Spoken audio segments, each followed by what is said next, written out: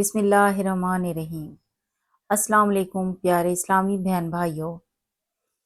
کسی کو بھی مت بتائیں کہ آپ سے یہ گناہ ہو گیا یا وہ گناہ ہو گیا۔ آپ جھوٹ بولتے ہیں، اللہ کو بتائیں۔ آپ چوری کرتے ہیں، اللہ کو بتائیں۔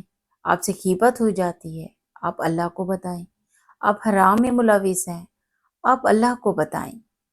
بے شک وہ رب پہلے سے ہی سب جانتا ہے، مگر آپ کی اپنی زبان سے اعتراف کرنا آپ کو اس بات کا احساس دلائے گا کہ آپ کتنے بے بس ہیں۔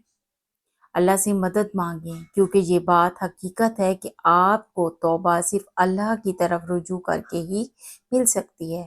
اللہ سبحانہ تعالیٰ کی طرف سے پلٹنا، اس رب العالمین کے سامنے خود کو سرنڈر کرنا، اس کے پاس اپنا آپ لے جا کر اپنی ہر کمی، کوتاہی، غلطی، گناہ کا اعتراف کرنا ہی آپ کو نجات دلا سکتا ہے، ان گناہوں سے نکال سکتا ہے۔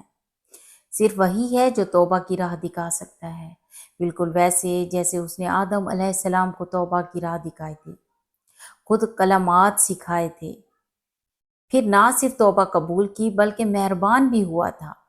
آپ سے گناہ ہو گیا تو اپنے گلٹ کو اپنے اوپر حاوی مت ہونے دیں، ورنہ یہ گلٹ آپ کو کہیں کا نہیں چھوڑے گا۔ احساس ہوتے ہی فوراً رجوع کر لیں، اپنے نفس کو گھسیٹ کر لے جائیں اللہ سبحانہ تعالیٰ کے سامنے۔ دل نہ کر رہا ہو، آپ شرمندگی میں ڈوبے ہوئے ہوں، تب بھی اللہ کی طرف پلٹیں، واللہ آپ اسے مہربان پائیں گے انشاءاللہ۔ صرف وہی آپ کو اس گلٹ سے، اس شرمندگی سے، اس گناہ سے پاک کر سکتا ہے۔ بس خالص ہو کر پلٹیں اور آئندہ کے لیے محتاط ہو جائیں اور کثرت سے یہ دعا پڑھا کریں، اللہ تعالیٰ آپ کے لیے آسانیاں کرے گا۔ اللهم رحمتك أرجو فلا تكلني إلى نفسي طرفة عين وأصلح لي شأني كله لا إله إلا أنت۔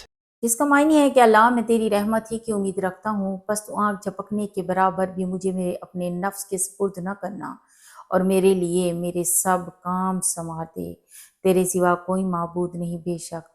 اور دوسری دعا ہے کہ اللہم ثبت قلوبنا علی دینک، اے اللہ ہمارے دلوں کو اپنے دین پر جما دے، آمین یا رب العالمین۔